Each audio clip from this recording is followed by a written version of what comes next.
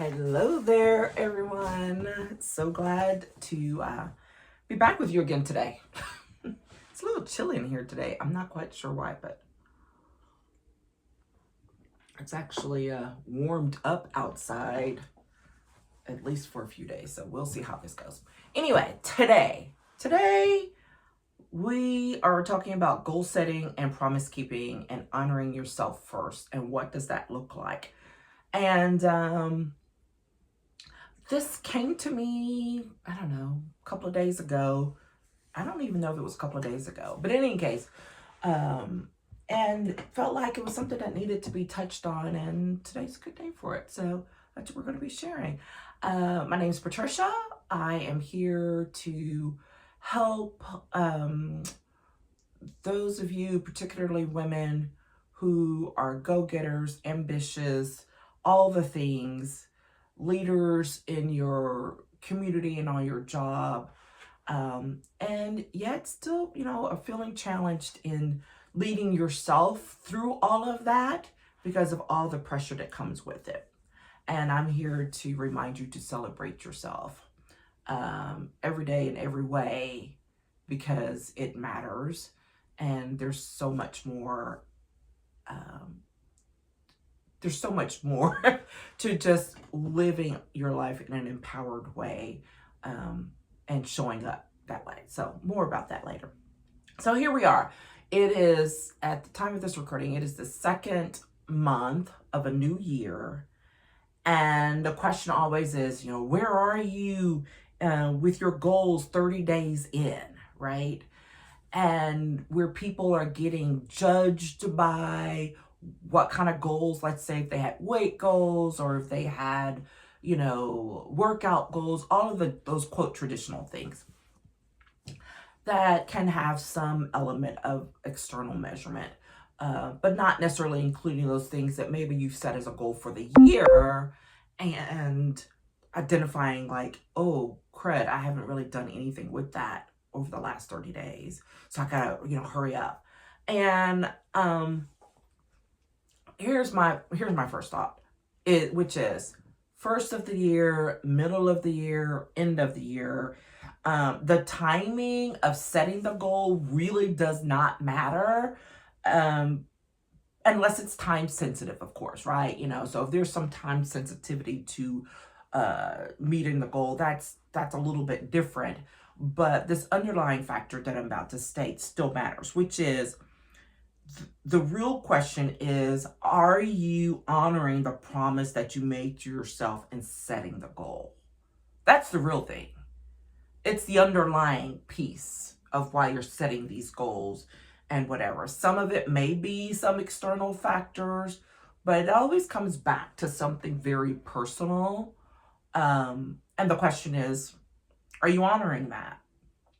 Are you keeping that promise to yourself?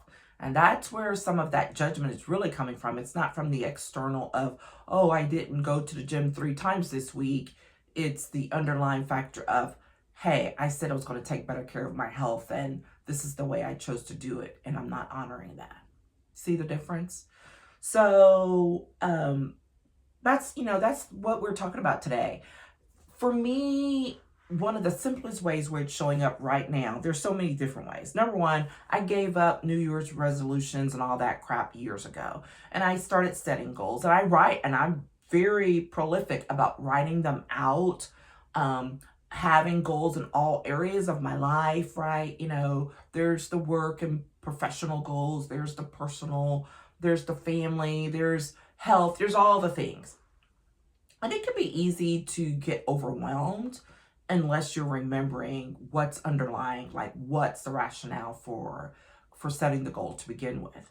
And so one of the things that comes to mind immediately for me is this, it's not a new goal, but a refreshed goal for my reading. And all my life, I've been a avid reader. I used to get in trouble for my reading. And there's nothing time sensitive about this goal. I set the goal for to coincide, just because it's the start of the new year, it's the calendar year. So, okay, fine, I'll go with that. And, but there's no external obligation. I'm not in some book group or anything like that. This is just for me. And recognizing that while I'm wanting to do this for my own personal growth and development, it was really just more about returning to something that I really loved that had been corrupted by all these external factors, by work, by, needing to read for, quote, professional growth, so that I could meet the needs of my clients. I remember way back when, when I was in law school, because you want to talk about something that kills your ability to read for pleasure. When I was having to read 200-300 pages of case law a night, there's literally just no time to read for pleasure. So that's when I became obsessed with magazines. And that obsession never went away. But that is why I became obsessed with magazines, because I still felt the need to read and to engage with the written word. And magazines just allowed me to do it in a shorter time period and make the commitment to that thing and then be able to move on. But it killed my ability to read books for pleasure for some years after. I would still, but not nearly at the levels that I had continued to read for most of my life. So last year I was making some effort and making some headway. I kept my, stack of books where I could see them. I'm notorious for reading multiple books at one time, and that's fine. I've never been a one book at a time type of person. But it was still like not consistent in the way that I want it to be. And I've read some fantastic things over the course of the last couple of years and things that I really committed to. And those, I'm thinking of a couple of them, and they were because there were some, not that there was an external accountability, but let's say if it was something I was reading because it was somebody I was also following, and so it really intrigued me, and so I got through that. But that didn't apply to every book, and I would buy books because that's what all good bibliophiles do: buy books, put them on the shelf, go look at something else, pull up something else to read.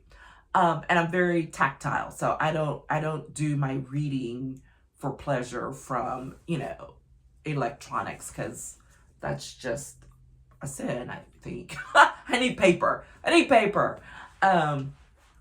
So all that, but something was still missing.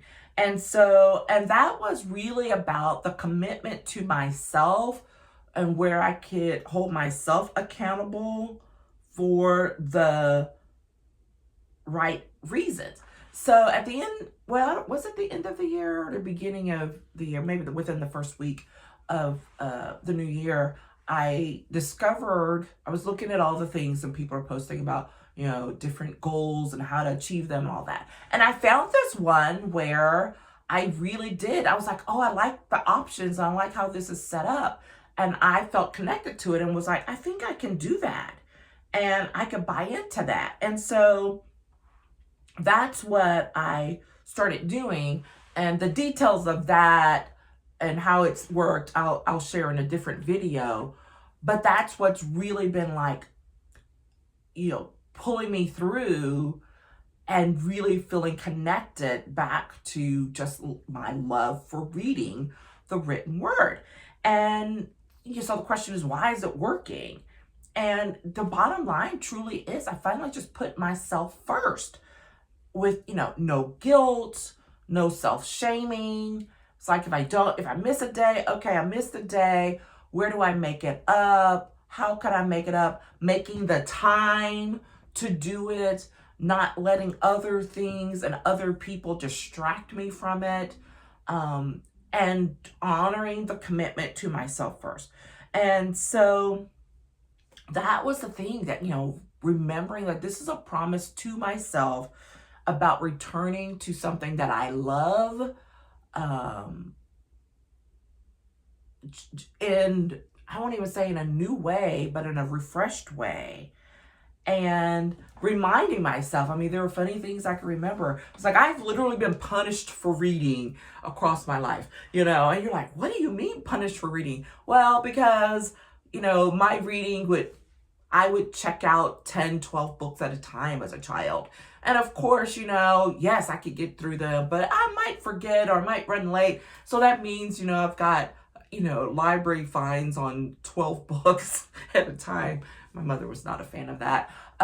Totally supported me in my reading. That was not, the fines part was not it.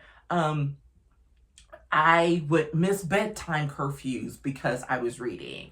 I have broken glasses, multiple pairs. I'm recalling at least 2, maybe 3 pairs of glasses because I would fall asleep reading in bed and wake up, having, broken them. That stopped after my mother made me wear them broken with tape on them somewhere along in that, was it when I was like 13, 14. So that curbed that for a while because that was pretty traumatizing. But here's the thing, goals can cover so many areas of our lives, and life shifts, of course, and there can be a need to shift those goals and how you achieve them, but that doesn't excuse not addressing your own needs for yourself, right? What's the underlying need that's for you? What are you honoring or needing to honor for yourself? And what's that promise that you're really making to yourself by setting these goals? And so, it can differ in so many different ways. If it's work or your business, maybe it's having stability for your family, or it's having the freedom that you really desire by not having to work a 9 to 5 if you're, let's say, owning your own business. If it's community, let's say it's something about giving back in your community. Maybe it's because you're involved because you're honoring a loved one, or for other personal reasons, it's a cause that you feel really strongly about, right? Because on the surface, it looks like, oh, there's this go-getter, and they're racking up all these leadership points and notices and all of that. But a lot of times for some people, it's not just about being recognized for the thing. It's because there's a commitment that's driving them, a personal commitment, a personal promise that's driving them to stay true. Personally, it can be so many things. And by personal, I'm not talking about the work goals or whatever, because those still have some level of external obligations to them, but literally just for you. Maybe it's about being more creative. Maybe it's about exploring new opportunities, new places, because you didn't get to when you were younger, or because you were restricted from doing those things. Whatever it might be, remember that you've got to stay true to you and honor that in all of the places, right? So I've got like 3 things that will be key to making sure that you remember all of these things when that cloud of distraction comes, because it's going to come. It always does. It always does, without fail. And it can take us off course, right? Get us disconnected, get us misaligned, and have us pursuing some external goal that takes us off the path of where we want to go, because we're not remembering what it is and why we're really doing it, which is the first point. You got to remember your why. I used to say this a lot, especially at the beginning of the year. So it's just a coincidence, literally, that it flowed this way because I wasn't reviewing old notes or anything when that came to me. But it's so important to remember your why. Why do you care about doing this? And not just the obvious. Well, I've been on this job for 10 years and I deserve this. Well, let's go a little bit deeper than that, right? Why do you feel that way? Well, because I feel qualified. I know that I can do this work. I care about doing this work. I care about this business. I care about what it allows me access to or the opportunities to pursue. Remember, whatever that looks like for you, remember your why and let that drive you to being true to yourself, even when the clouds come about, right? Even when it may mean shifting on our goal because you realize, hey, that was misaligned because this is why I'm really doing this. So let me fix what this looks like and get back in alignment, right? Because there's nothing worse than forgetting your why, going and pursuing some external goal by the metrics and all of that, and it looks successful. It's defined and perceived as successful, but internally it's tearing you up because you know you are off course. You are off course, right? So remember your why. Sometimes in order to help us remember our why, we have to like write it down. I do this. I am the sticky note queen. I try to control them. But, sometimes you have to write it. Sometimes you have to design something and post it on a wall or whatever you need to do in our phones. There's so many different ways to do it and to keep track of things now. But I challenge you to remember your why. Keep that at the forefront of whatever it is you're doing and what you're pursuing, and let it be your North Star as you are moving forward into the next week, month, year.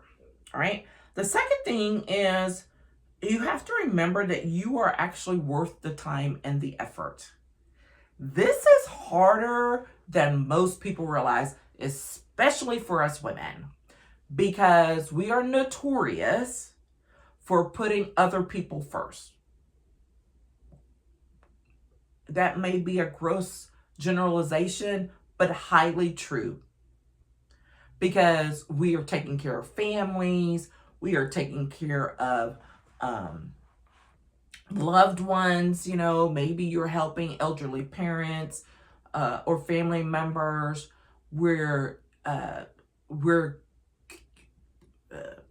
giving back at schools and after school organizations on behalf of our kids, right? So yeah, they can be our why, but we're literally doing so many of these things still for them, right?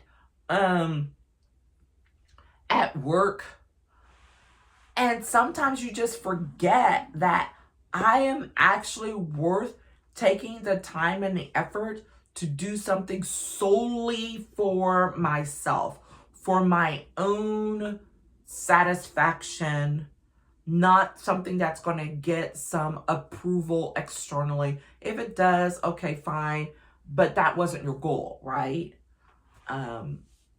And I think that is so important because it is so easy for us to get beat down by all these external things, especially at work.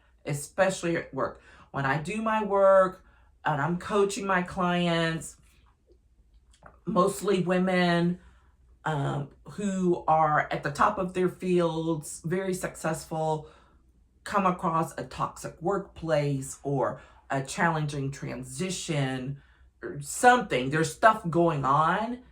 And literally these very talented, very smart, brilliant women are like, I don't know. I mean, like, who's gonna take me after this?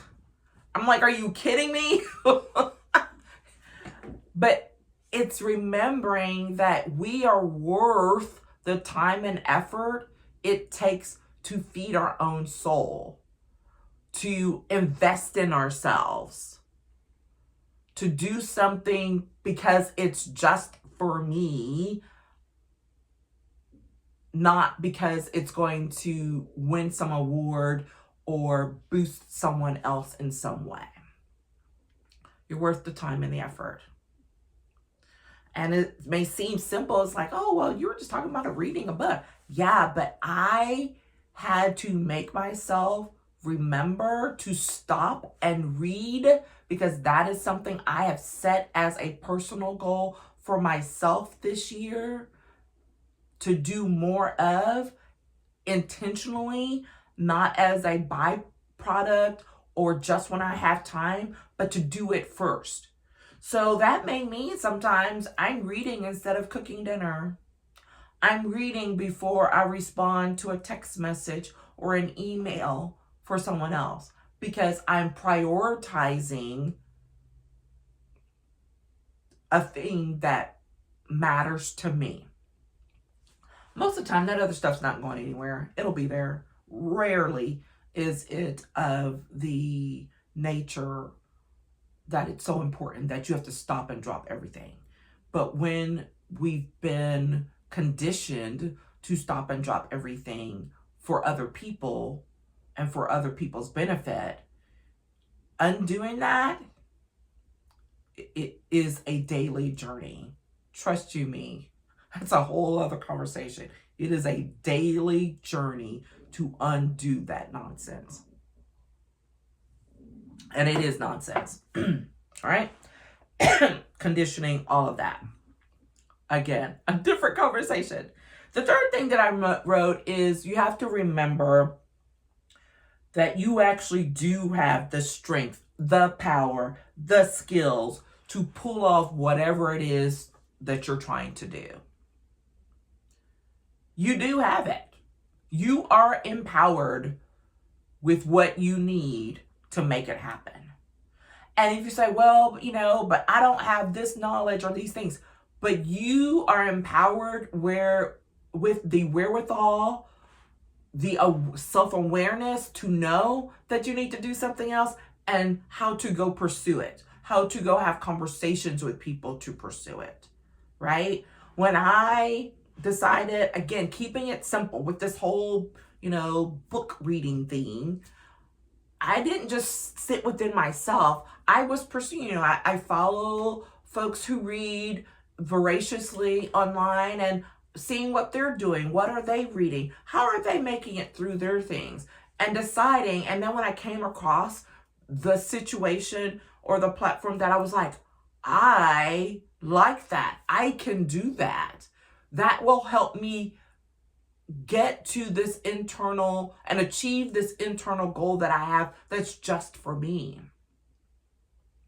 Right? And so know that you have that. And that in and of itself, raising that level of confidence and recognizing it, that just boosts things in ways you just can't even begin to even think about. Okay? So that's it. I encourage you to sit with that. As always, I'm a huge fan of reflection. So grab your little pen and paper or whatever it is, however you engage in your reflection time and journaling, and think about what it is you're doing, what your goals are, not just from a numeric and external, but what's the underlying factor that matters most for you in order to keep your promise to yourself and honor yourself first. Okay? And we're getting to the end of this video to realize that I never put my other little mic on, but we're still learning and going and getting this in the flow. There we go, in a rhythm. And I'm enjoying that as well. So here's your daily reminder to celebrate yourself every day in every way. And I will talk with you again tomorrow. Bye-bye.